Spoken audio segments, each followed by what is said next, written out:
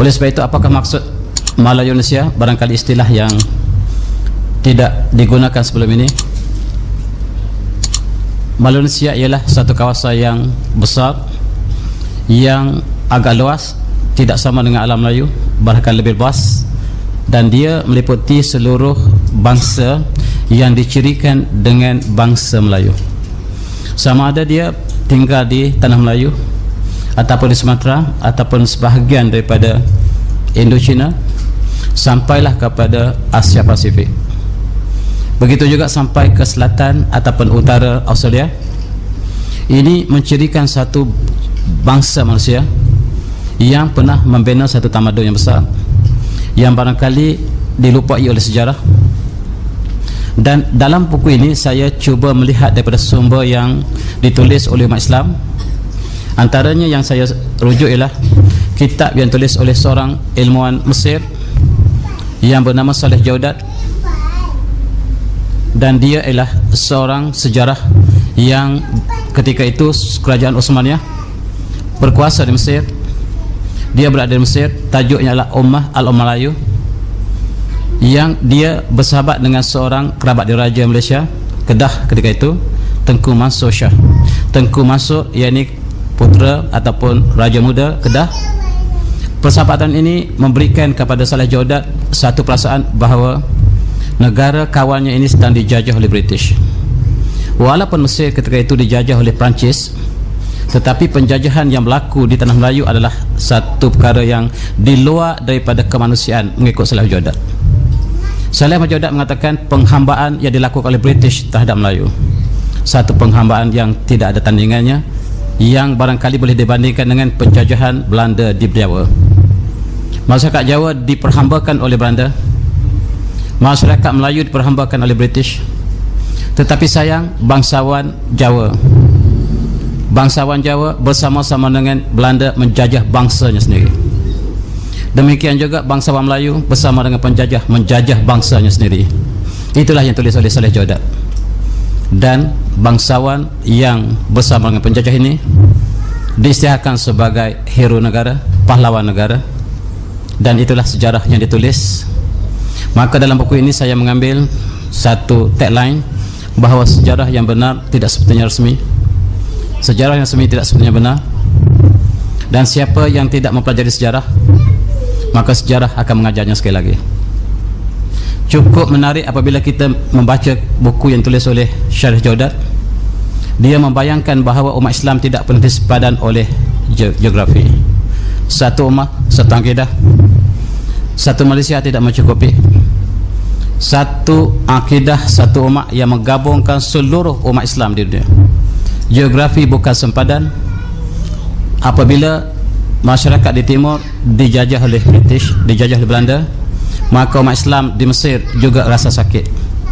Begitulah perasaan yang ditulis oleh tokoh ini, dan dia menyatakan kasih sayang dia kepada kerajaan Kedah. Dia memuji Sultan Abdul Hamid, seorang raja yang sangat pintar dan sangat bertoleransi, dan dia didik Tengku Mansur untuk menjadi yang bakal menjadi pemimpin akan datang. Tetapi sayang, Tengku Mansur telah meninggal dunia. Apabila dia balik ke Kedah, dia telah dilantik menjadi raja muda, dan apabila usianya mencapai 30 tahun dia meninggal dunia. Maka Raja Kedah diganti oleh adiknya Tengku Badali Shah, dan itulah sejarah yang berkaitan dengan umat Melayu. Begitu juga saya merujuk kitab yang tulis oleh Syekh Daud Patani yang bersumberkan kepada tulisan-tulisannya sebelum ini, yang ditulis oleh Pakih Ali, yang menulis sejarah Patani, sejarah Kedah, sejarah Kelantan, sejarah Lego, Reman, dan juga negara-negara Islam yang ketika itu menjadi negara Melayu, negeri Melayu maksud saya, yang Siam belum wujud. Siam belum wujud di Bangkok, dan ketika itu umat Melayu telah membentuk sebuah kerajaan yang besar di Patani, yang telah menjadi satu kerajaan yang sangat berpengaruh. Kemudian lahirlah Melaka. Melaka diperintah oleh Raja Hindu bernama Paimasura dalam catatan ini, dan dia diislamkan oleh Cheng Ho di istana Yonglo di China. Cheng Ho membawa Raja Hindu bernama Parameswara ke istana Cina dan diislamkan di istana Cina. Itu catatan yang ditulis oleh Cheng Ho. Tetapi Tun Sri Lanang menceritakan bahawa Parameswara diislamkan oleh saudagar yang Arab di Melaka. Dua sejarah yang bercanggah, tetapi apa yang ditulis oleh Cheng Ho ialah sejarah yang berbentuk diary ataupun ditulis catatan harian, tentu lebih tepat daripada Tun Sri Lanang yang menulis 200 tahun, 300 tahun kemudian. Saya cukup membandingkan dengan tulisan yang dilakukan oleh orientalis yang bernama Albert Wallace datang ke Melaya ketika itu memang dalam misi British untuk mencari penjajahan. Sebelum mereka datang untuk menjajah, mereka menghantar intelektual mereka untuk melihat sejarah bangsa ini, budaya, dan dipanggil sebagai sejarah tabi'i, natural history, yakni bagaimanakah bentuk muka bumi ini, tujuan persediaan untuk British menjajahnya. Dan dia menulis satu sejarah yang sangat-sangat buruk. Orang Melayu dikatakan sangat bodoh dan lebih bodoh daripada orang Papua Nugini. Orangnya jahat. Ini bangsa yang tidak ada tamadun. Tuan-tuan kena sabar bila membaca buku Damli Archipelago. Dia mengatakan bangsa ini belum bertamadun. British datang untuk mengajar bangsa ini untuk menjadi manusia. Itulah catatan yang dituliskan oleh Abdul Saleh. Ada lagi banyak tulisan yang saya rujuk, sama ada daripada luar daripada dalam. Tujuan saya membandingkan dengan tulisan orientalis ini ialah untuk memperlihatkan bagaimana pencanggahnya satu perkara yang sama yang dibincangkan oleh dua sudut yang berbeza, maka sejarah yang berhasil terhasil. Cuba kita lihat lebih terperinci. Ini catatan yang diberikan oleh Syekh Daud Fadhani. Dia menceritakan siapakah orang Melayu. Dia kata adapun orang Melayu waktu itu rupanya hitam merah atau hitam manis. Rupanya kecil pada orang Arab dan Parsi. Maka hidup orang Melayu sangat-sangat maju kerana dapat ajaran daripada Arab dan orang Parsi. Orang Arab datang ke Patani sebelum Islam lagi. Orang Parsi datang ke Patani mencari beras sebelum Islam lagi.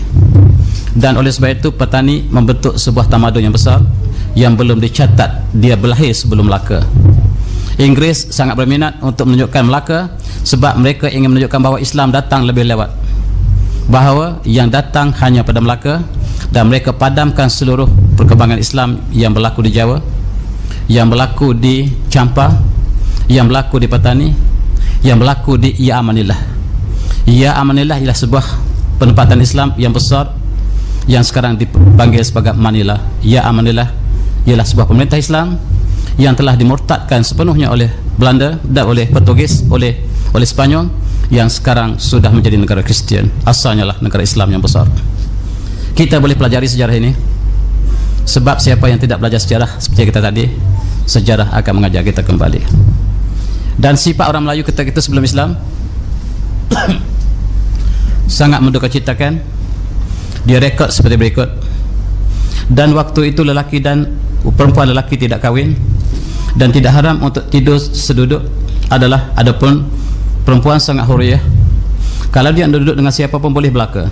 Syahadan maka adalah kahwin nikah tidak ada. Sebab itu bercampurlah Hindi dan Cina dan orang Melayu, dan beranak bercucu jadi orang campuran, dan orang Melayu pun bercampurlah keturunan zuriat, tetapi tiada serupa dengan orang Arab. Orang Arab yang datang ke Patani walaupun sebelum Rasulullah dizahirkan, mereka tidak kahwin secara sebarangan. Orang Melayu, wanitanya barangkali mereka boleh tidur dengan 10 lelaki dan melahirkan anak. Dan siapa kaya akan dipilih oleh perempuan tersebut. Perempuan tersebut akan memilih salah satu daripada 10 orang untuk menjadi ayah kepada si bayi.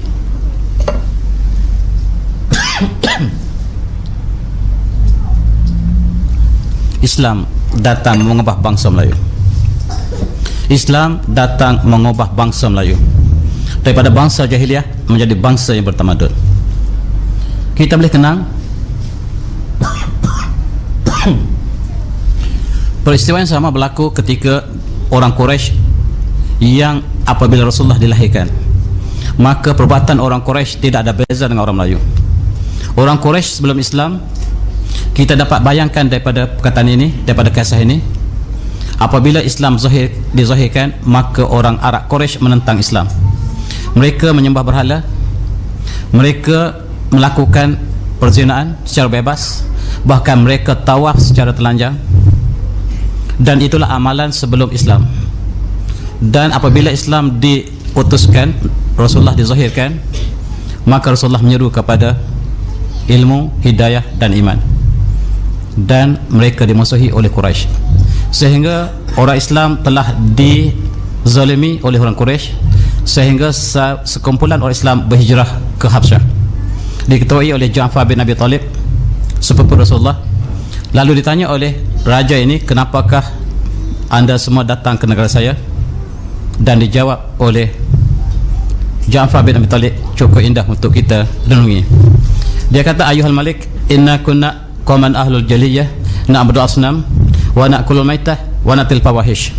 Wahai tuanku, kami dulunya kaum jahiliyah yang kami menyembah berhala, wa na'kulul maitah, kami makan bangkai, wa natil fawahish, kami melakukan perzinaan, wa naqtul arham, kami memutuskan tali persaudaraan, wa nusil jiwar, kami menyakiti hati jiran kami, wa yaqul qawiyyu minna ad-dha'if, yang kuat maka yang lemah, hatta ba'athallahu lana rasulan ilaina minna, sehingga Allah merutuskan seorang rasul pada kami, na'rifu nasabahu wa sadaqahu wa amanatahu wa afafahu fada'ana ila ibadillah wahdah, sehingga Allah dengan kasih sayangnya mengutus seorang nabi daripada bangsa kami sendiri, yang menyuruhnya kepada kami supaya menyembah Allah semata-mata, wa nakhlu ma kunna na'budu nahnu wa aba'una min hijatul awsan, dan supaya meninggalkan penyembahan segala berhala dan juga penyembah yang lain, wa amara nabi istiqal hadis, dan mengajar kami supaya bercakap benar, wa adatul amanah, supaya kami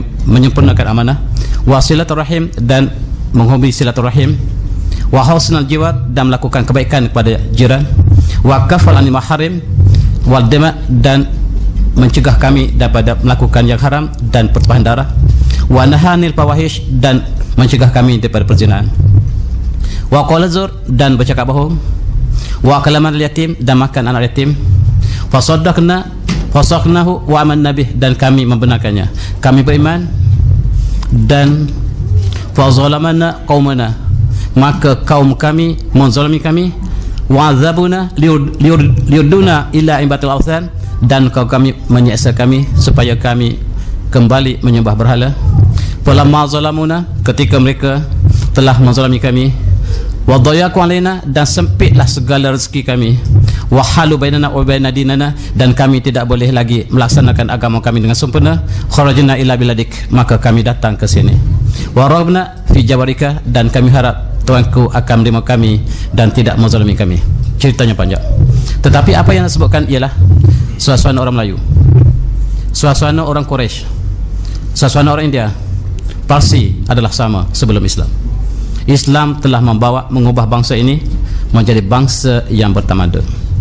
Itulah yang kita kenang. Apakah kemerdekaan?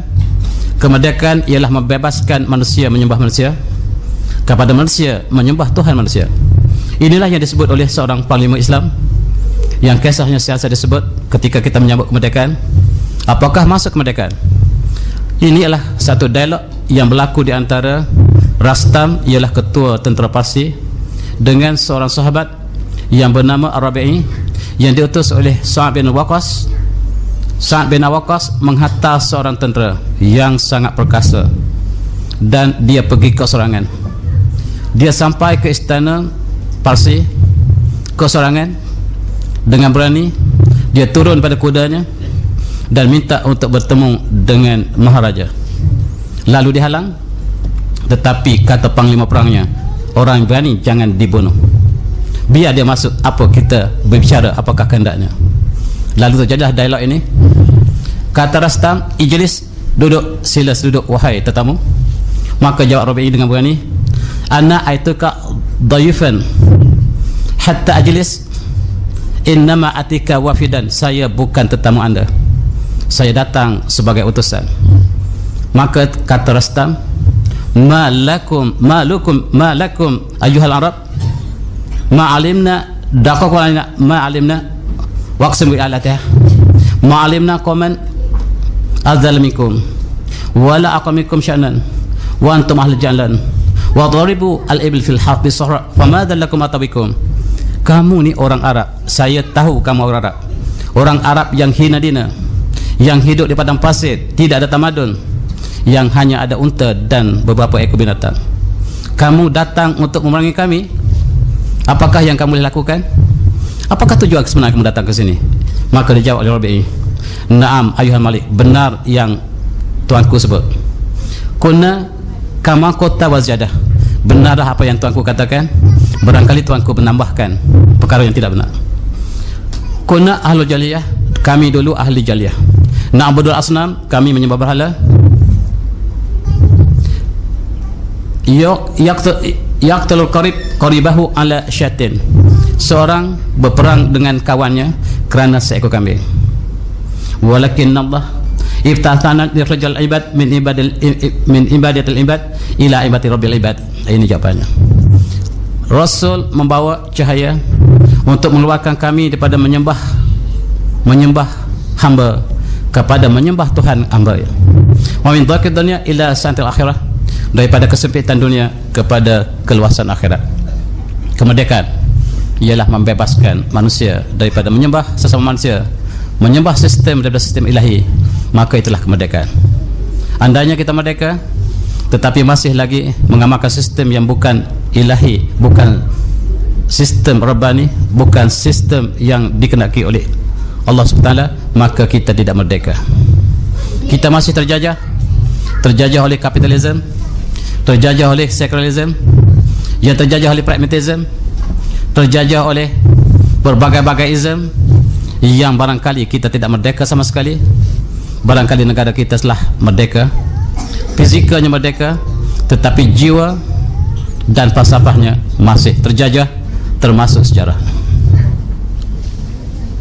Dari manakah orang Melayu? Asal usul orang Melayu dari manakah?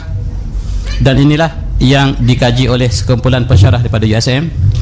Dia kata mengikut kajian DNA yang diambil seluruh negara, kaum yang paling tua di negara ini ialah orang Kelantan, yang usianya mencapai 60,000 tahun, diulang kali banyak kali, dan inilah manusia yang paling tua. Yang lain paling muda. Yang paling muda ialah orang India. Dan apakah benar? Saya tidak pasti. Katanya kajian saintifik, tetapi kajian saintifik pun tidak boleh dipercayai sepenuhnya. Dan kita lihat sejarah yang tulis oleh umat Islam. Kita mengambil contoh ialah Al-Kamil fit Tarikh. Al-Kamil fit Tarikh ditulis oleh seorang sejarawan Islam yang terkenal, Ibn Athir. Dan terdapat banyak sejarah yang ditulis oleh umat Islam, termasuklah tarikh yang ditulis oleh Ibn Kathir, juga An-Nihayah wal Bidayah wal Nihayah, Al-Kamil fit Tarikh oleh Ibn Athir. Dan ada satu perkara yang cukup menarik tentang catatan Ibn Athir tentang orang Melayu. Disebutnya sebagai Al-Jawiyun. Dia baca ayat Quran ini, A'udzubillahi minasyaitonirrajim, Rabbana waj'alna muslimaina laka min dzurriyyatina ummatan muslimatan laka warina manasikana wa tub 'alaina innaka antat tawwabur rahim. Shadaqallahul azim. Wahai Tuhan kami, ini doa Nabi Ibrahim bersama anaknya Ismail. Wahai Tuhan kami, jadilah kami orang muslimin yang tunduk patuh padamu daripada keturunan kami, supaya kami menjadi ummah yang satu, ummah yang tunduk bagi kamu, dan perlihatlah bagaimanakah kami ingin melakukan ibadah haji. Innaka antat tawwabur rahim, sesungguhnya wa tub 'alaina, dan ampunlah kami. Innaka antat tawwabur rahim, sesungguhnya engkau maha pengampun lagi maha penyayang. Doa ini dilapaskan oleh Nabi Ibrahim selepas pembinaan Kaabah dilakukan oleh bersama dengan anaknya Ismail. Mengikut catatan Ibn Athir, orang Melayu ialah keturunan Nabi Ibrahim AS. Dan ini disokong oleh Imam Tabari. Imam Tabari ialah penulis tafsir yang besar, yaitu tafsir Tabari, yang sangat terkenal, ulama yang sangat besar. Dia menulis seperti berikut. Catatan ini saya ambil daripada Tabari. Dia kata qala wa walida Ibrahim AS Ismail wa huwa akbar walidih, wa ummu Hajar wa hiya qabatiyah, wa Ishaq kana dharir basar, wa ummu Sarah Imratul Tawil bin Nakhur bin Sar bin Aruh bin Falih bin Rabir bin Afash bin Sam bin Nuh AS. Maksudnya Nabi Ibrahim ada dua orang isteri yang awal. Pertama ialah namanya Sarah, Hajar, melahirkan Nabi Ismail AS, dan Hajar ialah bangsa Mesir Qibtiyah. Kemudian anak yang keduanya ialah Ishak yang buta matanya. Emaknya adalah Sarah bin Tanwil bin Nakhur yang kalau kita tulis sampai kepada Nuh AS. Dan apabila mati Sarah, Nabi Ibrahim berkahwin dengan seorang lain bernama Qanturah, melahirkan ramai anak yang disalin oleh At-Tabari. Ada 6. Anak pertama bernama Madan, wa Madian, wa Yaqsan, wa Yazarum, wa Asbaq, wa Suh, wa Umha, wa Umuhum Qanturah bin Maktur min Arab Al-Aribah. Anak daripada Qanturah ada 6 orang. Seorang bernama Madan, Madian, wa Yaqsan, Zamran, Asbaq, wa Suh. Itu nama-nama daripada Qanturah. Nabi Ibrahim dengan wahyu ilahi minta seluruh anak ini mengembara ke timur, supaya bumi ini dimakmurkan oleh zuriat Nabi Ibrahim. Lalu inilah keturunan orang Al-Jawiyun, kata At-Tabari. Dan salah seorang anak ini bernama Madian. Nabi Ibrahim minta supaya tidak berpindah.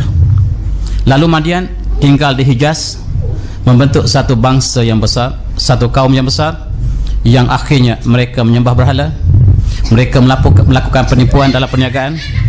Dan Allah telah menghancurkan. Dalam surah Hud diisytiharkan bahawa kami utus Nabi Shu'aib kepada bangsa Madian, dan mereka ini sifatnya ialah suka menipu dalam timbangan. Dan itulah perkara yang berlaku pada orang Melayu juga, ialah melakukan penipuan dalam perniagaan. Orang Melayu terkenal melakukan penipuan dalam perniagaan daripada dulu sampai sekarang. Dan inilah yang menjadi ciri yang disebut oleh Allah SWT menjadi kaum kepada anak Qanturah, iaitu yang Allah musnahkan ialah kaum Madian. Kaum Madian ialah pakcik orang Melayu.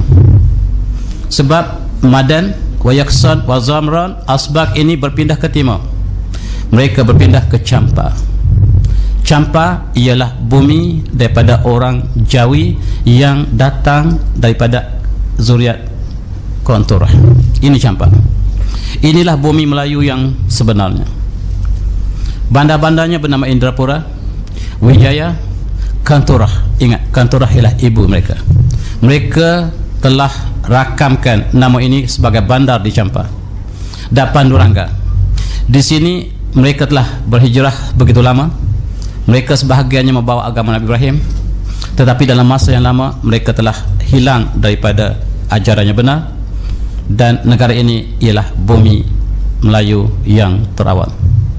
Di sinilah mereka mengembara daripada Arab Saudi, bukan daripada Timur Tengah, menuju ke timur melalui Nepal, dan mereka diam sekejap di Gunung Himalaya. Sampai sekarang Gunung Himalaya bernama Gunung Melayu. Itulah Gunung Melayu, Gunung Melayu, kekal sampai hari ini. Dan nom itu dalam bahasa orang Melayu suka duduk di gunung. Pertama mereka duduk di Himalaya, dan mereka sampai ke timur, mereka duduk juga di Phnom Penh. Nom itu gunung, Phnom Penh, Gunung Pen maksudnya, di Kamboja sekarang. Itulah kawasan. Begitu juga di Palembang ada nama Gunung Melayu. Dan inilah bumi yang dipertahankan oleh bangsa ini sebelum Islam dan selepas Islam. Dan seluruh bumi ini dipanggil bumi Champa. Laut yang kita panggil Laut Cina Selatan sekarang ialah namanya Laut Champa. Tapi bangsa ini bangsa yang kuat, dia menguasai seluruh Asia Tenggara. Dan bumi yang bernama Kamboja Desa telah dirampas oleh kaum Pattaya, dan mereka menjadikan benua Siam hari ini itu bumi orang Melayu. Cukup sedih, bumi orang Melayu di Thailand, di Siam telah diambil oleh bangsa Siam buat selama-lamanya. Maka hilanglah satu babak daripada sejarah orang Melayu, dan tinggallah Champa. Champa dipertahankan oleh orang Melayu selama hampir 700 tahun. Tetapi satu tentera yang sangat kuat daripada utara bernama Biak, Biak telah berperang dengan orang Melayu. Orang Melayu pertahankan bumi ini selama 700 tahun. Sejarahnya dapat kita saksikan dalam Syair Siti Zubaidah. Syair Siti Zubaidah berlaku di sini, di bandar Indrapura. Indrapura ialah bumi Melayu yang sekarang sudah menjadi bumi Vietnam. Oleh sebab itu jangan sebut campa di Vietnam. Tuan-tuan akan ditangkap, tak akan balik lagi. Saya ada pengalaman. Saya pergi kerana ada MOU dengan universiti di Hanoi. Secara tidak sengaja saya sebut tentang campa. Bila sebut tentang campa, semua orang berdiri. Dan rupa-rupanya campa tidak boleh disebut di Vietnam sebab mereka tidak ingin sejarah silam dibangkit. Sebab itu bumi orang Melayu.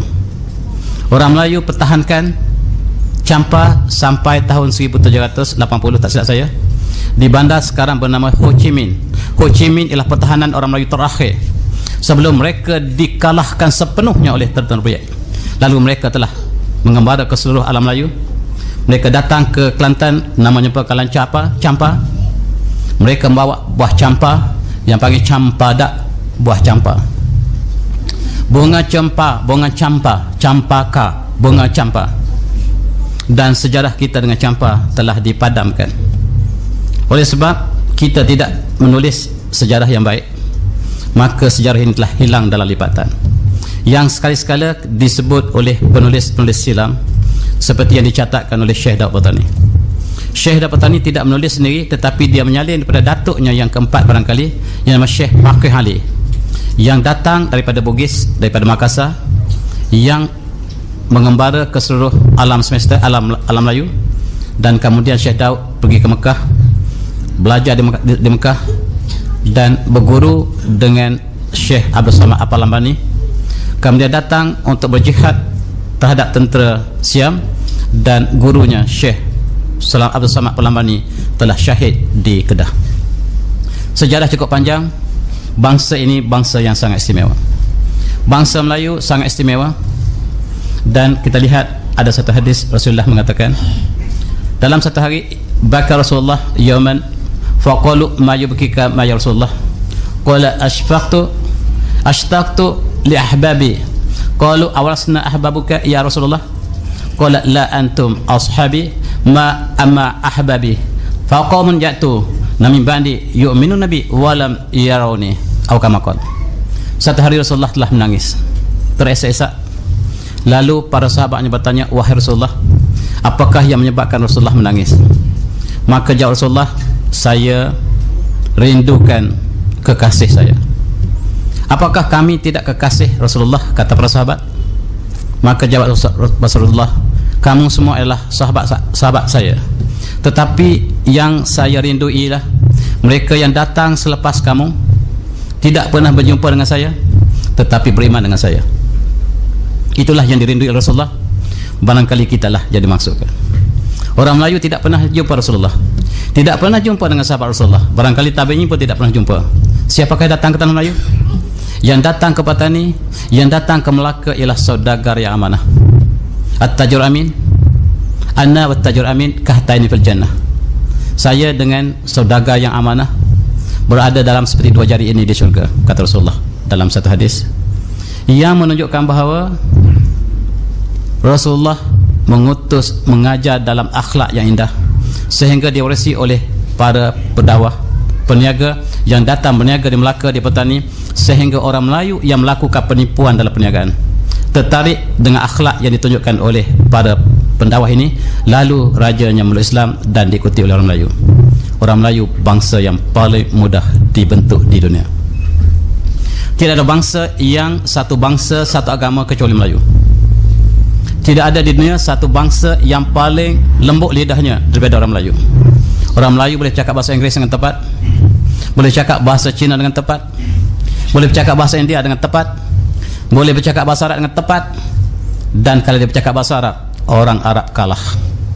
Oleh sebab itu dikagumi oleh seluruh dunia.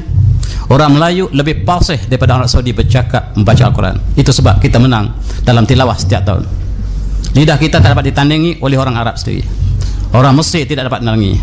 Orang Mesir tidak boleh sebut huruf jim, mereka sebut ga. Kalau tuan-tuan perhati dalam musabaqah begini, wakil daripada Mesir membaca waga'alu lillah waja'alu. Orang Melayu boleh sebut sadaq dengan tepat, dan lidah kita barangkali tidak dipunyai oleh semua bangsa di dunia. Inilah yang disebut oleh semua penulis bahawa Melayu ialah bangsa sangat istimewa. Tetapi bangsa yang istimewa ini ada kelemahan yang sangat ketara, mudah mengikut budaya orang lain. Itulah yang berlaku, dan inilah sejarah bangsa Melayu yang kalau kita lihat Kerajaan Champa yang dilaporkan oleh Cheng Ho, dia melawat pada 1400 dia jumpa Kerajaan Islam Champa, Jawa, Palembang, Melaka baru saja ditubuhkan. Begitu juga kita lihat sejarah yang dilakukan di Kelantan. Kelantan adalah di antara negara yang awal memeluk Islam. Dalam tahun 1411 sebelum Melaka dibuka, Kelantan sudah diperintah oleh Raja Islam bernama Tengku Umar. Oleh sebab itu, Kelantan telah melaksanakan hukum Islam sejak kurun yang ke-14. Di Kelantan juga pendakwah-pendarah daripada Arab Saudi, bukan daripada semenanjung Arab, daripada Yaman telah sampai, dan mereka telah berkahwin dengan keluarga di Raja Champa dan melahirkan tokoh yang cukup terkenal dalam sejarah pengembangan Islam, Wali Songo. Wali Songo ialah orang Kelantan. Sejarah tidak pernah ditulis bahawa mereka berasal daripada Champa dan Kelantan, dan dia pergi ke Jawa kerana utusan yang diberikan oleh Osmaniyah. Kerajaan Osmaniyah mengutus mereka ini untuk mengajar orang-orang Jawa, orang yang ketika itu beramal Hindu, kepada Islam, dan mereka ialah datang daripada Champa, sedangkan ibu bapa mereka ialah daripada Yaman dan juga Hadramaut. Isya. Kita lihat kenang saya nak sebut tentang Melaka. Melaka ialah kerajaan yang besar satu masa dulu yang meruasi kerajaan Islam. Selepas baginda Rasulullah SAW, maka Islam dipimpin oleh Khulafaur Rasyidin, disambung oleh kerajaan Umayyah, Abbasiyah, kemudian kerajaan Andalusia, kerajaan Osmaniyah, dan Melaka ialah lanjutan daripada peristiwa yang sama. Melaka dan Osmaniyah ialah negara yang sama ketika itu. Melaka sebahagian daripada kerajaan Osmaniyah yang besar, dan kita lihat Melaka ketika itu sangat aman. Dan ketika pemerintahan Sultan Amal Fatih, dalam buku Turki saya ceritakan tentang kisah ini, Sultan Amal Fatih telah membuka Konstantinopel yang kemudian ditukar menjadi Istanbul, dan ketika itu di Melaka diperintah oleh Sultan Mansur Shah. Sultan Mansur Shah dijemput ke Istanbul untuk dilantik sebagai gubernur Osmaniyah di kawasan timur. Lalu dia telah berlayar dengan kapal ini, kapal yang cukup besar, namanya Berendam, mandi Berendam. Kapalnya sangat besar yang tidak dipunyai oleh tentera lain di dunia. Ini kapal yang terbesar yang dibayangkan seperti berikut. Kapal ini dibina pada tahun 1453 dan panjangnya 180 kaki, lebar 36 kaki, dan dia jauh lebih besar 2 kali daripada kapal terbesar Portugis. Dan di dalamnya boleh muat 400 orang tentera, dan dia membawa berbagai-bagai senjata di dalamnya. Di dalamnya ada meriam, dan Melaka mempunyai teknologi yang sangat tinggi ketika itu, yang dia adalah sebahagian daripada Osmaniyah, dan boleh muat beberapa ekor gajah, 4 ekor gajah dalam perahu yang dipunyai oleh Sultan Mansur Shah. Sultan Mansur Shah dilantik menjadi gubernur dan dikahwinkan dengan anak Sultan Muhammad Al-Fatih, melahirkan seorang anak raja yang sangat adil, Sultan Alauddin Irwayat Shah. Sultan Alauddin Irwayat Shah ialah cucu Muhammad Al-Fatih yang membuka Istanbul, dan dia melaksanakan hukum syariah di Melaka. Di Melaka dia melaksanakan hukum hudud, dan dia adalah raja yang paling alim, yang paling adil di Asia Tenggara ketika itu. Dan dia melaksanakan surah An-Nur, Bismillahirrahmanirrahim, Suratul anzalnaha wa faradna wa anzalna fiha ayatin bayyinatin la'allakum tadhakkarun. Az-zanatu waz-zani fajlidu kulla wahidin minhuma mi'atal jaldah wa la ta'khudhukum bihima rafatun fi dinillahi in kuntum tu'minun billahi wal yawmil akhir wal yashhad 'adzabahuma ta'ifatun minal mu'minin ila akhirih. Surah ini diturunkan dan diperatukan pada kamu, dan diturunkan padanya ayat-ayat yang jelas sebagai kamu mengambil peringatan. Perempuan yang berzina, lelaki yang berzina, hendaklah kamu sebat sebanyak 100 kali. Dan janganlah di antara kamu yang kasihan belas ke atas azab ini bagi mereka yang beriman kepada Allah dan hari kiamat. Lakukan sebatan ini tanpa kasih sayang, sebab inilah hukum ilahi yang diperatukan ke atas kamu. Ini dilaksanakan oleh Raja Adil ini, yakni Sultan Alauddin Irayan Shah, sehingga Melaka telah menjadi bumi yang paling aman di kawasan timur. Dicatatkan oleh semua pengembara bahawa Melaka menjadi pelabuhan yang sangat aman. Tidak ada perompakan, sebab siapa yang merompak akan disolib. Sebab itulah hukum Islam.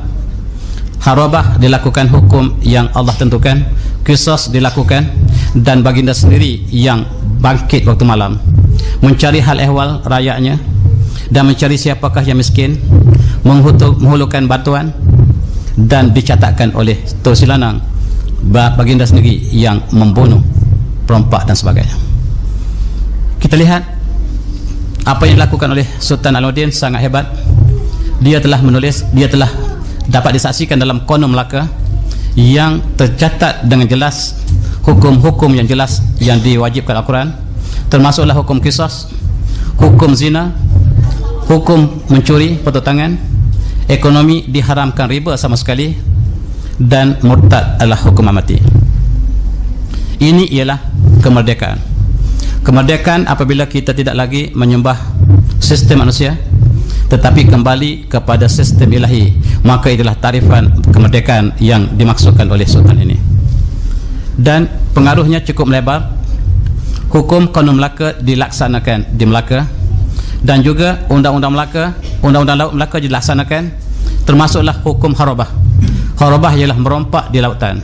Ini ada dalam Al-Quran, hukum tentang harabah ini yang sangat ketat, dibunuh dan disolib. Begitu juga dengan undang-undang di Pahang, ketika Sultan Abdul Ghafur melaksanakan hukum hudud di Pahang pada tahun kurun yang ke-16. Begitu juga Kedah melaksanakan, tak silap saya, dalam kurun yang ke-17. Dan di Perak juga hukum hudud dilaksanakan jauh lebih awal daripada British datang ke sini, tetapi British tetap British. Bila datang ke sini, dia mengisahkan Singapura sebagai the new Strait Settlement. Singapura, Melaka dan Pulau Pinang disahkan sebagai the Strait New Settlement. Apakah maksudnya? Maksudnya di situ tidak ada orang yang tinggal seorang pun. New Settlement maksudnya yang kami temui di situ tidak ada tamadun, tidak ada undang-undang. Oleh sebab itu, selepas kita merdeka, syarat kemerdekaan ialah menggunakan undang-undang Kristian, yakni common law. Sayang, dengan menganggap bahawa bumi ini tidak ada undang-undang, mereka tidak belajar sejarah bahawa Islam telah bertakhta, termasuk direkodkan dengan di atas batu bersurat, di atas batu bersurat Terengganu, yang menunjukkan bahawa hukum hudud dilaksanakan di Terengganu, Kuala Berang dalam kurun yang ke-13 Misi, jauh lebih awal daripada Melaka dibuka pada kurun yang ke-15. Dan di Kelantan hukum yang sama telah dilaksanakan dalam kurun yang ke-12. Tarikh tepatnya 1180 Misi. Dan Islam sampai ke Jawa semasa Khalifah Rashidin, dan Sayyidina Muawiyah telah sampai ke Jawa melaporkan kepada Sayyidina Osman bahawa di Jawa ada satu bangsa yang disebut oleh pelayar-pelayar ini sebagai Al-Jawiyun, mengambil sepenuh bumi Jawa. Dan semua orang tanah Melayu ataupun di rantau Melayu ini apabila datang ke Mekah disebut sebagai orang Jawa ataupun Al-Jawi. Kita lihat Kelantan ditemui wang siling yang bertarikh 1180 yang disebutkan tadi, yang menyebut tentang Al-Mutawakkil ala Allah, yakni raja yang merintahlah yang telah melaksanakan syariat Allah. Dan kemudian Melaka melaksanakan, Melaka telah keluar sebagai bumi yang sangat-sangat adil, dicatatkan dengan tinta emas oleh seluruh penulis sejarah, sama ada yang melawat ataupun yang ditulis oleh penulis tempatan. Inilah Melaka yang sangat hebat, jadi digambarkan oleh Portugis. Kotanya sangat kuat, kotanya bukan kayu tapi batu. Tetapi Tun Silanang menulis sebaliknya. Kita lihat Portugis apabila mereka datang ke timur selepas kekalahan kerajaan Islam Andalusia. Kerajaan Andalusia diperintah oleh Islam selama 700 tahun sejak daripada Tariq bin Ziyad telah menguasai Spanyol dan menjadi bumi Andalusia. Tetapi pada tahun 1498 Islam telah dikalahkan oleh raja yang paling zalim dalam sejarah manusia, iaitu Ferdinand dan Isabel. Sebaik sahaja Islam dikalahkan di Granada, Ferdinand dan Isabella telah membunuh seramai 5.6 juta umat Islam pada 1 April 1498. Maka di Spanyol hari ini tidak ada tinggal seorang pun orang Islam, sebab Isabel telah bernazar. Selagi Islam tidak dihapuskan sepenuhnya di bumi Spanyol, dia tidak akan mandi buat selama-lamanya. Dia tunaikan nazar dia sehingga dia tidak mandi selama-lamanya. Hari dia mati, gereja bermesyuarat apakah kita perlu mandikan mayat ini, sebab Nasrani juga memandikan mayat seperti orang Islam, atau tidak sebab nazarnya. Lalu mereka mengatakan dia menazar ketika hidup, ketika dia mati adalah hak kita menentukan. Lalu dia dimandikan buat kali terakhir dan pertama. Itulah Isabel yang sangat-sangat zalim, lebih zalim dari Fir'aun, sebab Fir'aun hanya membunuh anak lelaki daripada Bani Israel, tetapi Isabel dan suaminya Ferdinand membunuh sama ada lelaki perempuan, tua atau muda, kanak-kanak ataupun orang dewasa. Islam telah pupus di Selangor. Islam tidak pupus. Islam akan bangkit, dan sejarahnya apabila Islam telah dikalahkan di Spanyol, maka bumi Islam bernama Portugal. Portugal ialah limau, kebun limau orang Islam. Disitulah kita panggil Portugal sekarang. Portugal itu bahasa Arab. Portugal. Yang disitulah apabila umat Islam telah dibunuh semuanya, mereka telah keluar ke India.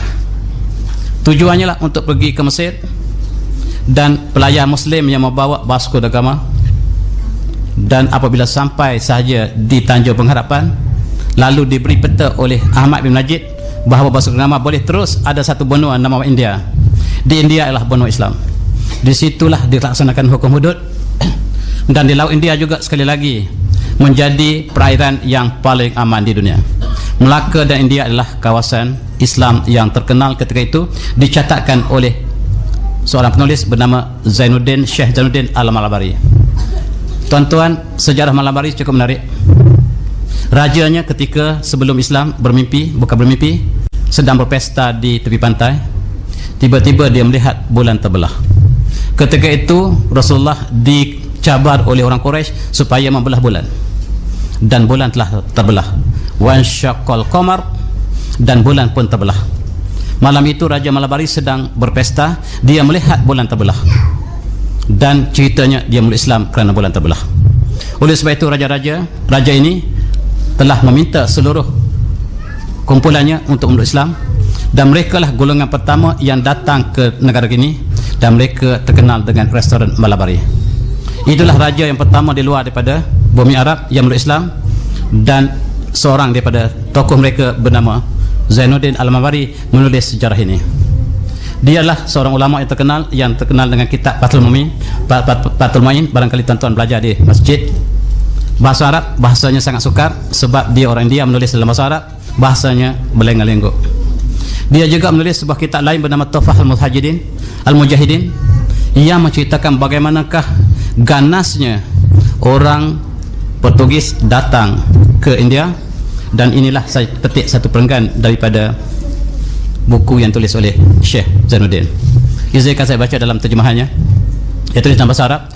Syekh Zainuddin described the terror unleashed by the Malabari Muslim by the Portuguese, who were fired with hatred of Islam and Muslim, discriminate killings of Muslim, rapes of Muslim women, possible conversion of Muslim to Christianity, enslaving of hundreds of Muslims, destroying mosques and building churches in their place, and setting alight Muslim shops and homes. Apabila sampai saja di pantai India, maka Vasco da Gama dengan tenteranya membunuh seluruh nelayan yang mereka temui. Ada satu kumpulan kapal sedang menuju haji, mereka membunuh semua Muslim di situ sebab mereka sangat benci dengan Islam. Walan tarda ankal Yahud wala Nasara hatta tattabi' millatahum. Dan orang Nasrani dan Yahudi tidak akan reda pada kamu sehingga kamu mengikuti cara hidup mereka. Dan mereka telah sampai ke pantai. Mereka disambut oleh Raja Muslim, tetapi Raja Muslim tidak tahu bahawa niat Portugis ialah untuk menghancurkan Islam. Maka istana dibakar, masjid dibakar, perempuan semuanya dirogol. Dan mereka lah yang pertama kali menyebarkan penyakit sifilis di India. Dan daripada India lah merebak pada seluruh Asia. Sejarah cukup menarik, cukup zalim. Dan ini kemudian datang oleh panglima mereka, Alfonso de Albuquerque, datang untuk menggali kubur Rasulullah. Dia sangat benci pada Islam dan tujuan datang ke timur ialah untuk menyembelih seluruh Islam. Sejarah belum ditulis. Dan dia akhirnya mengalahkan India. India tidak kalah kerana tenteranya tidak kuat, tetapi ada pengkhianat yang bersama dengan Portugis yang menghancurkan Islam daripada dalam. Di Malabari, raja-raja kecil telah berpakat dengan Portugis untuk mengalahkan raja besar. Tujuannya raja kecil akan dilantik menjadi raja besar.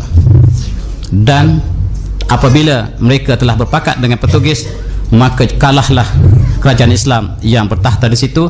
Maka buku ini ditulis oleh Zainuddin, Syekh Zainuddin, untuk mengajak seluruh umat Islam berjihad menentang orang kafir. Buku ini direkodkan, kalau kita membaca dalam bahasa Arab yang asal, cukup penuh dengan kata-kata yang memberikan semangat jihad dan sebagainya.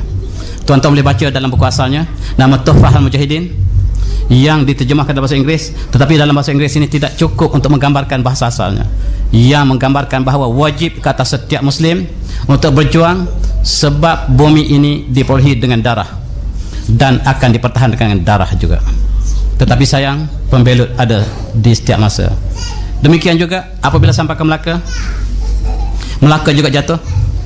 Bukan roboh kota Melaka, tetapi pengkhianat daripada dalam kota Melaka yang membuka pintu kotanya dan menghancurkan Islam daripada dalam. Inilah pembelut yang sentiasa berlaku dalam sejarah tanah air. Inilah sifat orang Melayu. Pengkhianat ada di mana-mana. Dan ini gambar yang dilukis oleh panglima Portugis, senjata yang dirampas dari Melaka. Inilah senjata yang sangat canggih, termasuk meriam, senapang telah dirampas daripada kerajaan Melaka. Rupa-rupanya Melaka mempunyai teknologi yang sangat tinggi, bukan teknologi yang berkurangan, tetapi pembelutan daripada dalam. Portugis tidak punya senjata seperti ini, dan mereka kagum bagaimanakah orang Melayu dapat menghasilkan senjata yang begitu hebat. Ingat, Melaka ialah sebahagian daripada Osmaniyah. Osmaniyah lah yang menciptakan senapang. Osmaniyah lah yang menciptakan ubat bedil. Oleh sebab itu Melaka sebagai sebahagian daripada Osmaniyah menggunakan bendera Osmaniyah dalam peperangan menentang Portugis, iaitu bendera merah putih bulan bintang. Itulah bendera Osmaniyah yang digunakan oleh seluruh negara di kawasan Datang Melayu, sebab Datang Melayu adalah sebahagian daripada Osmaniyah. Tetapi sayang, orang ini bernama Tun Silana. Tun Silana menulis sejarah yang palsu. Dia menulis sejarah Melayu. Dia mengatakan orang Melayu berperang dengan lembing dan keris. Ini ialah pembelut yang bersama dengan Portugis. Inilah yang tali barut Portugis, yang sama-sama berjuang untuk Portugis dan ditangkap oleh tentera Aceh dan dibawa ke Aceh, yang sepatutnya dibunuh tetapi diampunkan. Akhirnya dia bertaubat di Aceh menjadi orang yang baik. Tapi tulisannya sejarah Melayu ataupun Suratul Salatin ini mengandungi berbagai-bagai sejarah yang palsu, mengatakan orang Melayu sangat lemah, bodoh dan tidak ada teknologi sebab dia bercakap bagi Pak Portugis. Dan sayang, buku ini diisytiharkan sebagai karya agung Melayu oleh UNESCO, dan itulah sebab mereka tidak akan pilih karya ini sekiranya karya ini tidak berpihak pada mereka. Lihat oleh Melaka. Kalau kapal yang dipamerkan di tepi sungai Melaka itu, kapal siapa? Kapal Portugis. Itulah pengkhianat sentiasa berada dulu, kini dan selama-lamanya. Kita lihat bagaimana apabila jatuhnya Melaka, maka seluruh umat Islam bersatu, termasuk kerajaan Aceh, kerajaan Osmaniyah datang untuk membebaskan Melaka. Tetapi pengkhianatnya adalah kerajaan Johor, Pahang, Lingga, Riau. Inilah pengkhianat yang belum dicatatkan dalam sejarah. Pahang, Johor, Lingga, Riau, inilah pengkhianat yang bersama dengan Portugis mempertahankan Melaka. Sejarah negara ini belum ditulis, saya yang tulis. Kita nak sambut merdeka esok atau lusa. Apabila Melaka diambil alih oleh Belanda, satu kisah yang cukup sedih berlaku. Semua ulama telah berpadu melantik orang ini, namanya Raja Haji, untuk menjadi komander besar seluruh alam Melayu menentang Belanda. Kita lihat dia telah terkorban, syahid di Teluk Ketapang. Sebelum dia syahid, dia menulis surat ini. Kita kenang apakah yang ditulis oleh dia. Dia kata, pada hari ini tanggal 19 Rejab 1998 Hijrah, warkah ini kutulis di atas sejadah, menghadap kiblat dalam keadaan berwuduk setelah selesai doa dan doa panjang untuk sekalian umat Melayu. Al-Quran di sebelah kananku, kitab Dalail Akhirat di sebelah kiriku, badik besaka di pinggangku. Sungguh demikian, aku amat menyedari bahawa terdapat di kalangan armada perang Melayu yang aku satukan, dan PP ini terdapat golongan Melayu yang menjadi musuh dalam selimut, berwajah Melayu, berhati Belanda. Usahlah ditanya bagaimana aku mengetahui, kerana tahu di angin turun naik. Apabila Allah menghendaki terjadi satu perkara, maka tiada siapa yang dapat mengelaknya. Dia mengumpulkan seluruh tentera di Asia Tenggara untuk menentang Belanda. Tetapi dalam tentera dia dikumpul, diberi rasuah oleh Belanda, sehingga inilah yang disebut sebagai wajah Melayu berhati Belanda. Apabila Inggris datang ke sini, berwajah Melayu berhati Inggris. Sejarah telah berulang.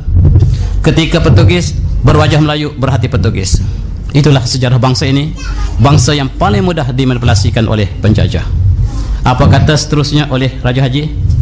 Dia kata, biar mereka masuk menyelinap ke dalam kubu kami dan mengepung aku. Maksudnya munafik yang sedang menjadi tali baru British atau Belanda datang mengepung Panglima sendiri. Syak Pasik, Yakin Saleh, batulah yang menjadi juada. Ini bahasa Raja Haji. Nah, wahai si munafik, aku sekali tidak pernah takut pada kalian.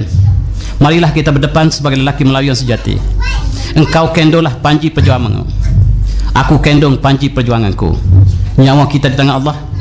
Matiku di medan perang ini tandanya sentiasalah aku hidup di sisi Allah. Matimu di medan perang tandanya celakalah kamu di akhirat nanti.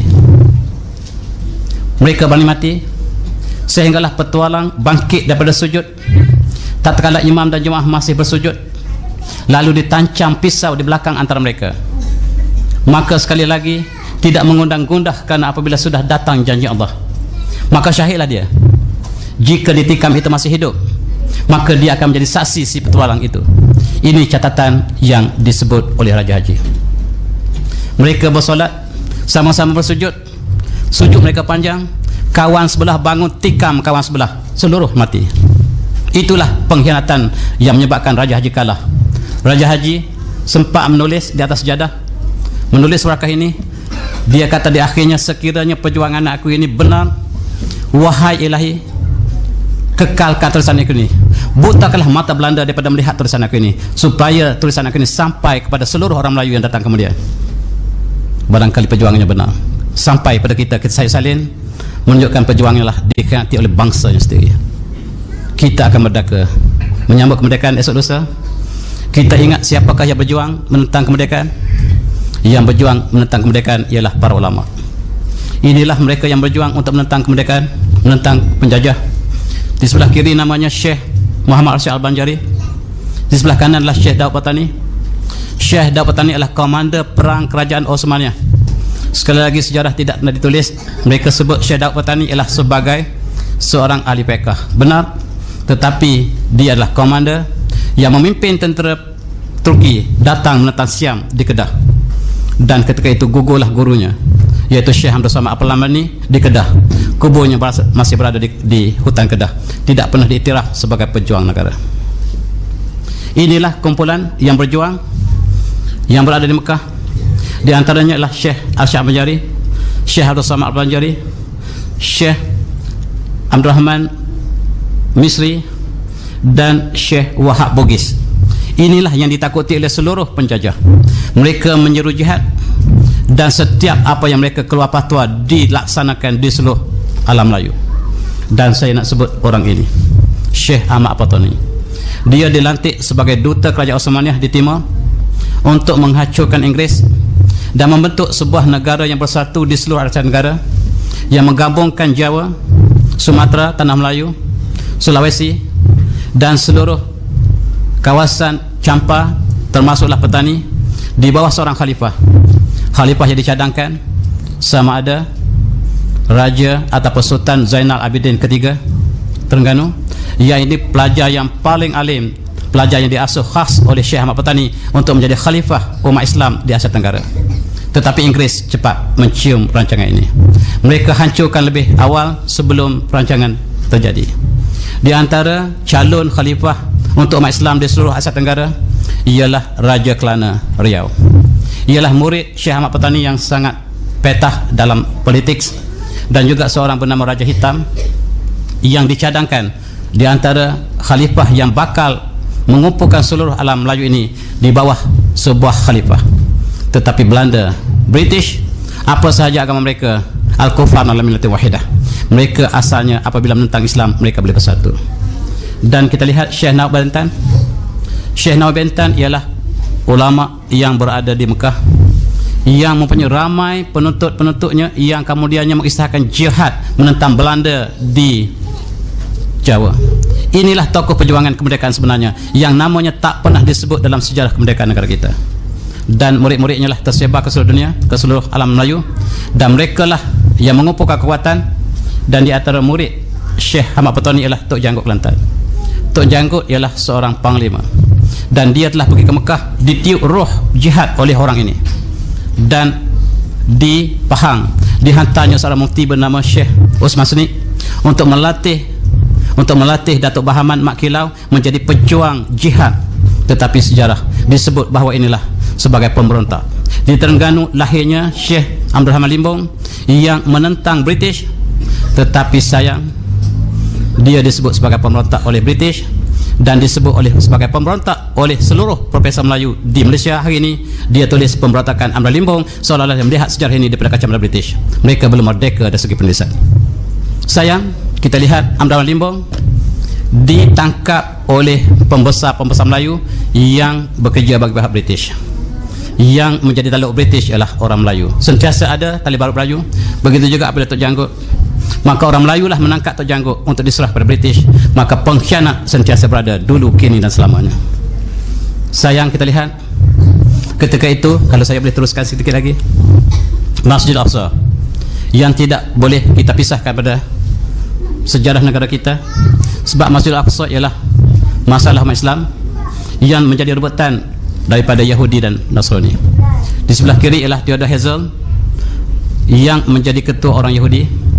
Di sebelah kanan ialah tentera yang paling jahat British bernama Lawrence of Arabia, yang berusaha untuk mengambil bumi Palestin untuk dijadikan sebagai negara haram Israel. Lalu orang Yahudi ini bertemu dengan sultan yang terakhir, yaitu Sultan Abdul Hamid, meminta untuk sewa tanah di Palestin untuk orang Yahudi. Sama seperti Francis Light menulis sejarah bahawa dia membuka Pulau Pinang, sebenarnya dia menyewa tanah daripada Sultan Kedah. Lalu inilah perkara yang sama yang berlaku. Francis Light ialah dihantar oleh Belanda, dihantar oleh utusan yang sama, iaitu Yahudi Nasrani.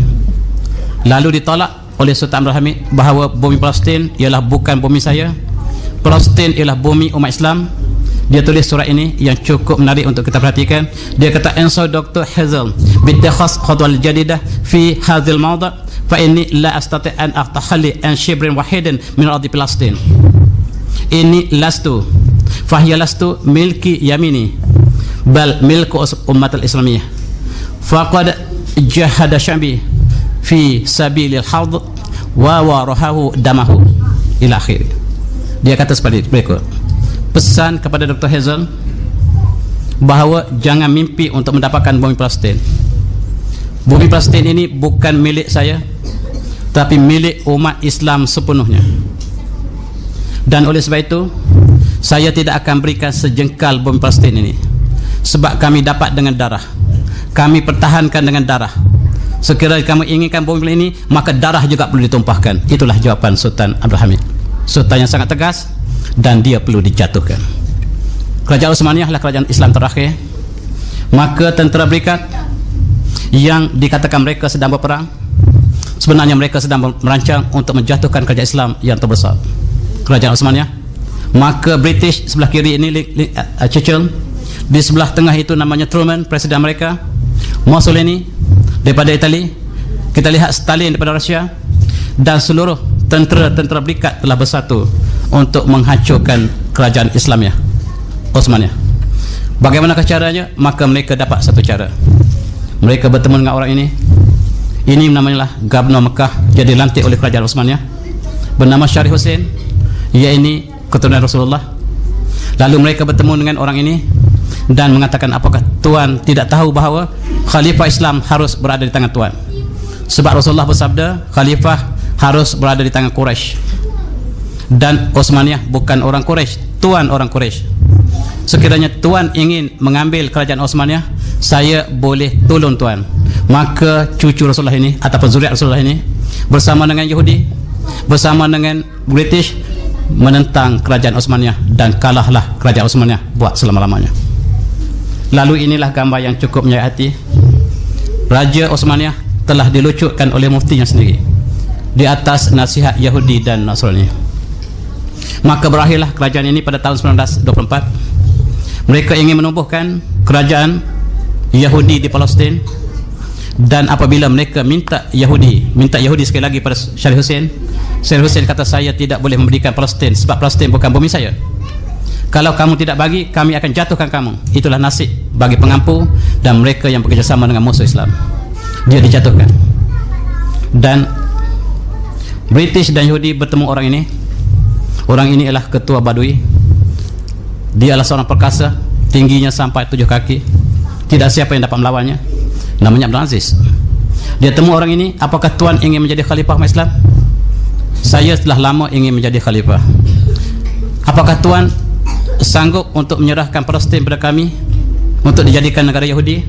Kalau saya angkat tuan menjadi khalifah, tak ada masalah. Buat perjanjian. Dia bertulis surat ini. Di atas tulisan di asalnya, di bawahnya saya tulis dalam bentuk yang baru, modern. Bismillahirrahmanirrahim. Ana Sultan Abdul Aziz bin Abdul Rahman Ali Fasal Ali Saud wa atarfa alfa maratin lisabas Kaukas mandub Britania al-nuzma la min indi min inta Palestin lil masakin al-yahud awrihim kama tahru Britania allati la akhruj an ra'yiha hatta tasihha sa'ah. Saya Sultan Abdul Aziz bin Abdul Rahman keluarga Saud dengan ini berikrar dan mengiktiraf 1000 kali pengiktirafan kepada duta British yang bernama Bas Kaukas bahawa saya tidak halangan untuk menyerahkan Palestin kepada Yahudi yang miskin atau yang lainnya, dan saya tidak akan tarik balik penyerahan ini sampai hari kiamat. Itulah sejarah yang belum tertulis, dan dia dijemputkan mereka oleh Presiden Roosevelt yang berkuasa ketika Perang Dunia Kedua, dan diucap katanya, tuanlah sahabat kami yang sebenarnya.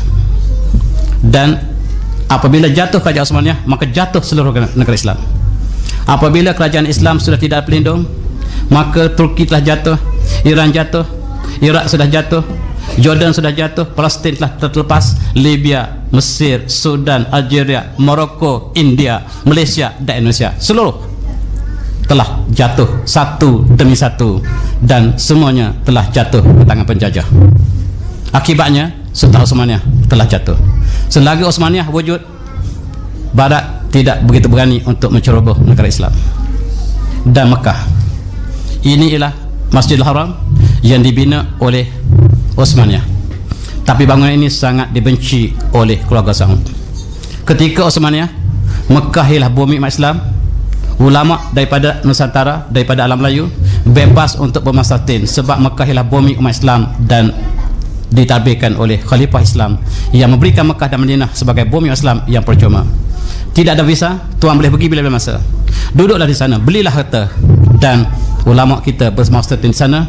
Ulama India ramai di sana, ulama Parsi ramai di sana, ulama Dagestan pun ramai di sana, sebab Mekah dan Madinah bumi umat Islam seluruhnya.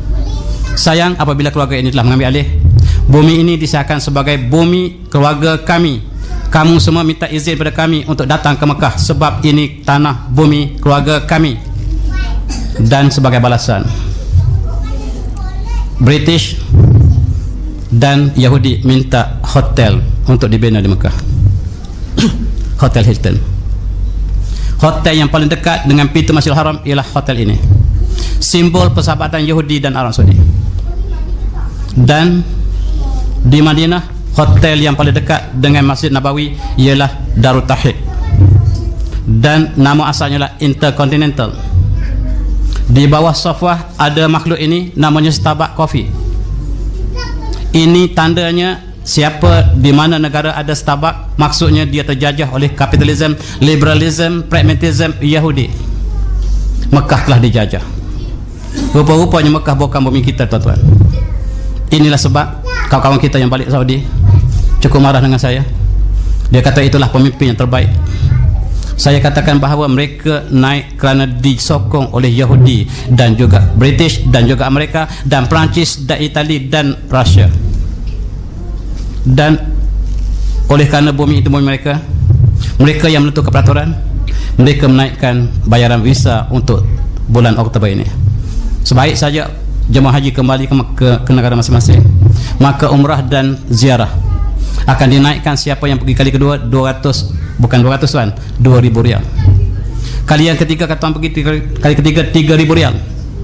Ini bukan bumi, tuan-tuan. Dan seluruh struktur Masjid Al-Haram yang dibina oleh Osmaniyah telah diruntuhkan. Kononnya untuk meluaskan masjid ini, tapi sebenarnya untuk menghapuskan tanda-tanda tamadun ataupun kesan daripada Osmaniyah. Dan Indonesia minta untuk membina hotel di Mekah, ditolak mentah-mentah. Malaysia lebih bijak dan diberikan hak untuk membina hotel di atas bukit. Dan cukup sayang kita lihat apabila Masjidil Haram mempunyai hotel yang bertaraf 5 bintang, 6 bintang, maka siapakah jemaah haji yang bakal mampu untuk sampai ke Mekah pada masa 30 tahun akan datang? Saya jangkakan umat Islam di Malaysia semakin tersempit untuk menunaikan fardu haji sebab hotel yang murah sudah tidak ada lagi. Yang adalah yang bertaraf mewah, yang kalau tidak ada sekurang-kurangnya 30,000 40,000 tuan-tuan tidak boleh menunaikan haji. Ini agenda siapa? Dan inilah yang saya nak bincangkan. Dan kita akan menyambut kemerdekaan, tetapi kita minda terjajah. Dan kalau saya boleh teruskan dalam seminit 2 lagi, sebelum negara kita merdeka, Perdana British bernama Gladstone mengangkat Al-Quran. Sejarah mengatakan bahawa apabila Portugis menjajah Melaka, sukar untuk murtadkan orang Islam. Bagaimanakah untuk murtadkan Islam? Ialah mengikut pandangan William Gladstone, seorang Yahudi yang menjadi Perdana British. Dia kata pisahkan umat Islam daripada buku ini, Quran. Oleh sebab itu apabila kita merdeka dan dia telah melaksanakan dasar ini di Turki, tulisan Jawi telah dihapuskan sama sekali. Di Malaysia dilaksanakan oleh pemerintah yang menjadi proksi British untuk menghapuskan tulisan Jawi dan mengekalkan tulisan Rumi sehingga generasi muda tidak boleh membaca Al-Quran. Itulah caranya untuk memisahkan umat Islam daripada agamanya. Dan mereka melantik orang ini, yakni Kemal Atatürk, yang menjahanamkan Islam di Turki, dan dia mengaku dia tidak ada agama. I have no religion and at times I wish all religion as the bottom of the sea. Mudah-mudahan orang yang beragama ini ditenggelamkan dalam laut. Saya tidak percaya kepada sebarang agama. Inilah pemimpin yang diangkat oleh Turki yang dinobatkan sebagai tokoh di Malaysia. Dan di Malaysia, mereka yang bersama British dianggap sebagai pahlawan. Inilah pembelot negara yang menjadi mata-mata British, yang menangkap pejuang-pejuang seperti Mak Kilau, Datuk Mahaman, Tok Janggut dan pejuang. Inilah mereka yang dilantik oleh British untuk menjadi mata-mata spy British. Dan bila kita merdeka, inilah yang dinobatkan sebagai pahlawan. Kita tersalah memilih hero. Hero kita ialah yang berjuang menentang penjajah, ialah yang ditangkap oleh penjajah, yang dipenjara oleh penjajah, yang digantung oleh penjajah. Itulah pejuang negara, pejuang kemerdekaan. Adapun mereka yang bersama British, menerima elang British, yang makan dengan British, yang pakai macam British, yang pakai tie dan coat, itu tali barut British, tuan-tuan. Kenalah kebenaran dan Kalau kita tidak boleh benar kenal kebenaran, siapa lagi nak kenal kebenaran? Kita jangan harap di luar sana akan kenal kebenaran ini. Saya dengan rendah hati menulis 2 buku ini ialah bukan untuk saya, untuk cucu generasi kita akan datang, supaya mereka dapat bezakan antara kaca dan permata. Tentera British dinobatkan sebagai wira negara. Mereka adalah tali barut British, mereka adalah tentera British, dan ketika mereka mati berjuang di Singapura, mereka pegang bendera ini, bendera salib. Sejarah boleh bertukar, dan inilah tujuan untuk meningkatkan sejarah. Di antara tentera British ada tentera India yang diupah untuk datang ke Melaya, tetapi pejuang-pejuang di Mekah datang dengan murid-muridnya melalui persatuan Ar-Rushdiyah, masuk ke dalam tentera ini, mengatakan bahawa kamu sekarang berkhidmat kepada musuh Islam. Di antara tentera India ada yang Islam, mereka telah berpaling tadah, mereka menentang British, dan British hampir kalah di Singapura sebab ditentang oleh tentera sendiri yang beragama Islam, dan mereka ditembak beramai-ramai di Singapura. Berita ini tak pernah sampai pada kita. Tentera Melayu adanya pengaruhi bahawa kamu sekarang bekerja untuk musuh Islam, kamu palingkan senjata kepada mereka, dan tentera Melayu juga menentang British di Singapura dalam tahun 40-an. Mereka juga ditembak mati beramai-ramai. Itulah pejuang yang sebenarnya. Adapun yang mendapat pangkat lieutenant, yang mendapat pangkat berbagai-bagai pangkat yang diberikan oleh British, itu tali barut British. Sejarah belum ditulis, maaf saya. Dan syarat kemerdekaan, tuan-tuan, dia lihat bahawa apabila Jepun telah mengalahkan British di Melaya, dan Jepun mengalahkan Belanda di Indonesia, maka di Indonesia pejuang-pejuang jihad mereka telah menghalau Belanda, dan Indonesia merdeka penuh. Tetapi di Melaya, Inggris melihat dengan penuh curiga. Sekiranya Melaya akan dapat kemerdekaan di tangan pejuang yang sebenarnya, mereka akan dihalau terjun laut. Oleh sebab itu, sebelum mereka dihalau terjun laut, mereka memilih proksi mereka, tali barut mereka, untuk dihadiahkan kemerdekaan negara ini, bukan kepada pejuang tetapi kepada tali barut. Dan untuk kemerdekaan mereka berikan berbagai syarat. Untuk merdeka, kamu harus menggunakan undang-undang Kristian, common law. Undang-undang Islam yang dilaksanakan di Melaka, dilaksanakan di Pahang, Perak dan juga di Terengganu dibatalkan. Kamu masyarakat majmuk tidak boleh laksanakan Islam. Kalaulah alasan masyarakat majmuk, kenapa kita ambil undang-undang Kristian? Yang asing kepada orang Melayu, yang asing kepada orang India, yang asing kepada orang Cina. Tetapi sejarah belum dimurnikan. Lihatlah siapakah pejuang negara. Kita ada Tugu Negara. Tuan tengok betul-betul, cuba fokus gambar ini. Tengok yang pegang bendera itu pejuang. Tengok hidungnya, apakah hidungnya seperti hidung kita atau hidung lain? Yang hidung seperti kita yang mati di bawah itu. Itu sejarah yang ditulis. Sepatutnya yang pegang bendera itulah musuh negara, yang mati itulah pejuang. Sudah diterbalikkan. Maaf saya kalau tuan-tuan tidak tenang dengan partai ini. Coba lihat siapakah pejuang-pejuang yang dicatatkan di dindingnya. Ini semuanya British. Dan India, tentera upahan, itulah yang diisytiharkan sebagai pejuang negara. Dan bila kita menyambut kami kemerdekaan, maka inilah yang dinobatkan sebagai hero negara. Adapun orang ini yang berjuang untuk menentang British diisytiharkan sebagai komunis. Yang sebelah kiri ialah Dr. Burhanuddin Hilmi, diisytiharkan sebagai komunis. Dan dalam buku teks sejarah masih ditulis oleh sebagai komunis. Tetapi tahun lepas Sultan Nazrin Shah menganugerahkan satu pingat yang bawa title Datuk Seri, yang menunjukkan komunis telah dihapuskan oleh raja ini dan diberikan taraf inilah sebagai pejuang yang sebenarnya. Tuan-tuan, barangkali dalam 100 tahun akan datang kita sudah tidak ada lagi. Yang hero hari ini menjadi penjenayah, yang penjenayah jadi hero. Jangan-jangan kita jadi penjenayah akan datang. Dan lebih malang kalau kubur kita dikencing oleh cucu kita sendiri, sebab kita bersama penjenayah. Kita bersama dengan mereka yang bersama British, yang menjulang British.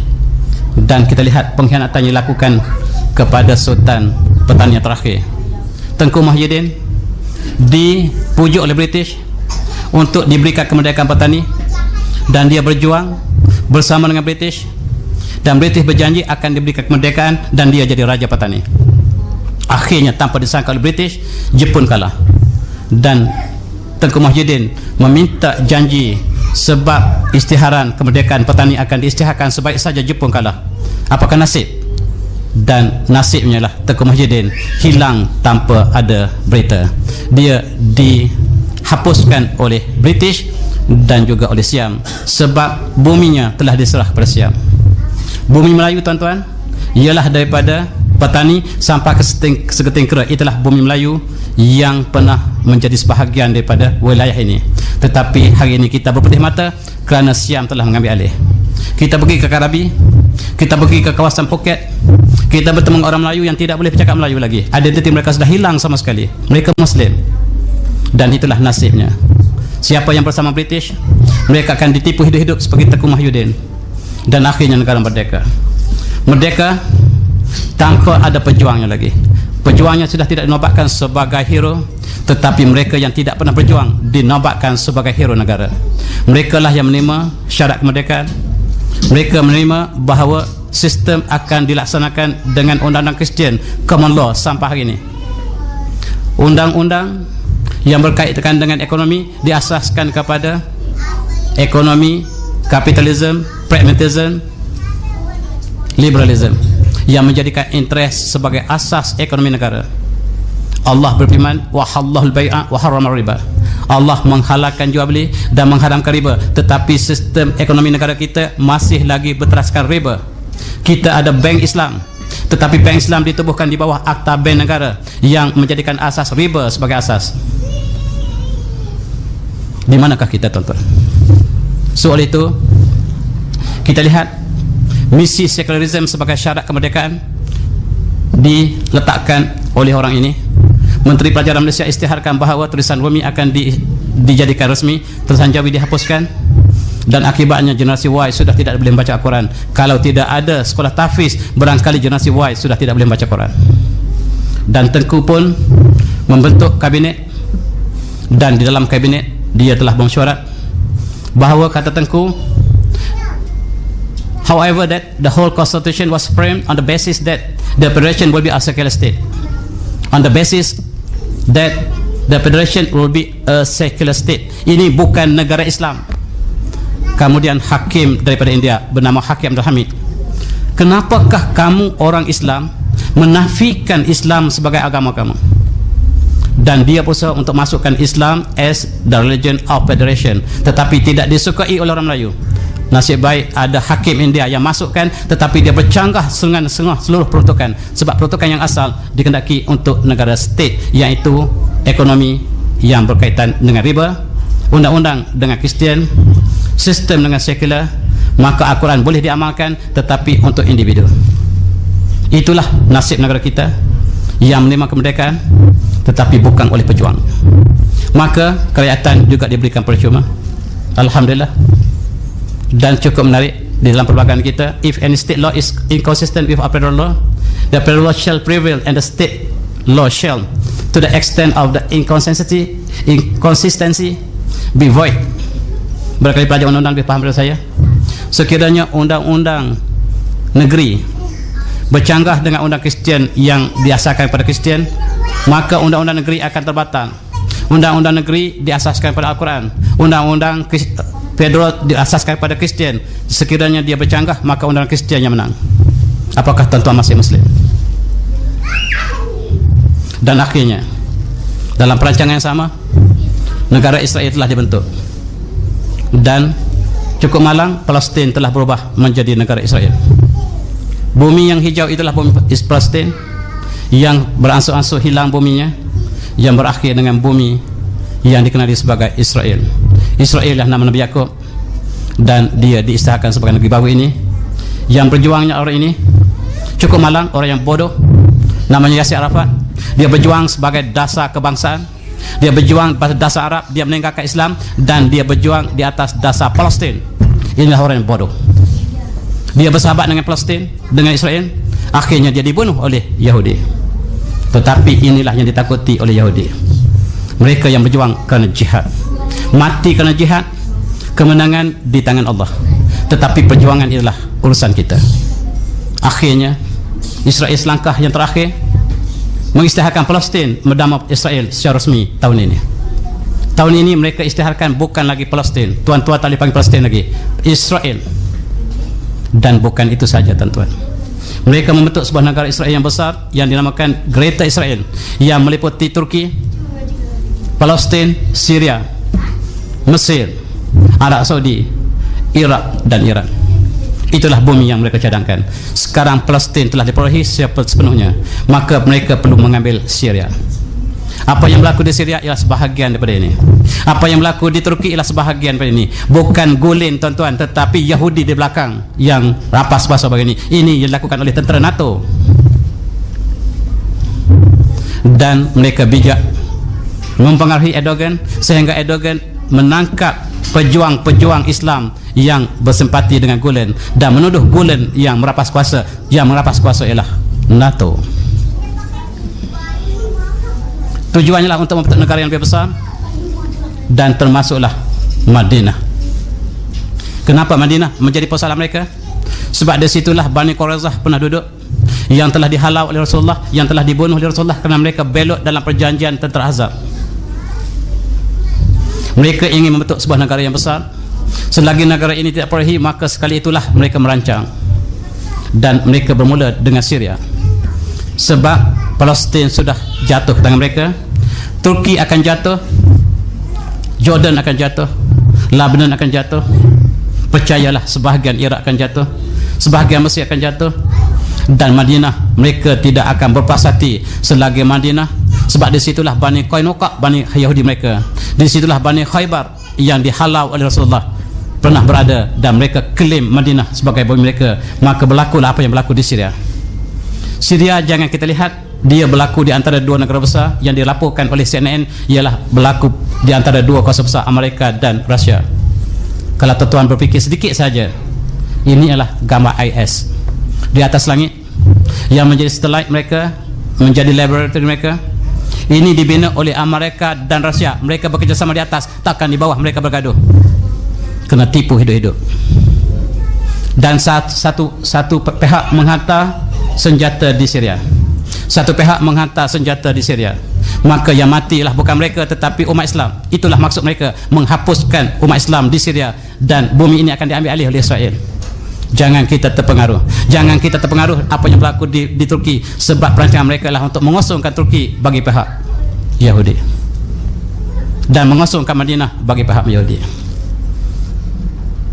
Mereka sedang berbincang. Al-Kufar ala millatin wahidah. Selagi bumi ini tidak mereka perolehi, mereka tidak akan berdiam diri. Mereka ialah ejen kepada Yahudi, Rusia adalah ejen kepada Yahudi. Dan berlakulah apa yang berlaku di Turki. Kita melihat dengan penuh simpati, tetapi mereka telah dapat pecahkan dua kumpulan Islam yang besar. Kumpulan yang besar ialah kumpulan Erdogan dan kumpulan Gulen, yang dapat dipecahkan di tengah-tengahnya, maka serpihan Islam akan menjadi kecil, sama seperti Malaysia yang bersatu dipecah-pecahkan sehingga kita tidak ada kekuatan sama sekali. Dan orang ini dituduh, ini ulama Turki yang menganjurkan pengajian Ra'asin Nur di seluruh dunia, yang naik chancellornya menjadi naik chancellor terbaik di Al-Fatih University dan di seluruh Turki. Inilah orang yang ditangkap oleh Yahudi melalui tangan Erdogan. Dan kerjasama antara Erdogan dan Amerika sangat rapat. Apa yang dilaporkan tidak sama apa yang sebenarnya. Kenapakah Yahudi melakukan perkara yang begitu sekali? Di dalam akhir buku saya membincangkan tentang faktor yang sebenarnya ialah sebab Muslim telah mengatasi Kristian di dunia, dan mereka menyangka umat Islam sebanyak 1.6 bilion, dan Bush melakukan kajian yang tersendiri. Umat Islam berjumlah 2.038 bilion mengalahkan penduduk Kristian yang berjumlah 2.00 bilion. Buat pertama kali Islam mengatasi Kristian, dan mereka melakukan segala konspirasi untuk memburukkan Islam, termasuk ISIS. ISIS dibela oleh Amerika, ditaja oleh British, dan dibiayai oleh Arab Saudi. Dan mereka melakukan keburukan bagi pihak Islam supaya orang benci siapa yang ingin mendirikan negara Islam. Mereka akan dibenci sebagaimana ISIS melakukan keburukan. Dan ini ditulis oleh orang ini. Orang ini menulis, ialah pakar strategi Yahudi bernama Mark Stein. Barangkali tuan-tuan dah baca America Alone. Dia mengatakan Amerika akan jatuh sebab Amerika menjadikan teknologi sebagai asas dan tidak membina manusia. Yang bangun ialah Islam. The future belongs to Islam. Ditulis oleh pakar strategi Arab, pakar strategi Yahudi. Sebab di London kanak-kanak yang dilahirkan pada tahun 2014 lepas, yang paling popular namanya ialah Muhammad. Bandar Moskow telah menjadi miskun sekarang. Miskun maksudnya kesturi, dan Siberia sudah menjadi Sobaria, kembali kepada nama asalnya. Dan Islam telah muncul di Amsterdam, Rotterdam dan Uppsala, menjadi agama-agama yang sedang berkembang. Mereka menjangkakan di akhir kurun ini Eropah ditawan oleh Islam, dan di timur umat Islam berlomba-lomba untuk murtad, tetapi Allah gantikan di Eropah, dan Eropah akan menjadi benua Islam insyaAllah dalam 50 tahun akan datang, kata pakar strategi Yahudi. Sebab perkembangan yang berlaku, Islam adalah agama hujah, Kristian agama yang harus diikut tanpa hujah, maka hujah akan mengalahkan yang lain. Oleh sebab itu, The Future Belongs to Islam, itulah buku yang saya tulis dengan rendah hatinya, yang bertajuk Malu Indonesia, dan juga sebagai syarahan kepada buku awal saya, yakni buku Kedipan Bintang di Langit Turki. Tuan-tuan yang berminat, ada sedikit dalam kereta saya dan boleh dapat lepas solat Isya. Wabillahi taufiq. Assalamualaikum warahmatullahi wabarakatuh.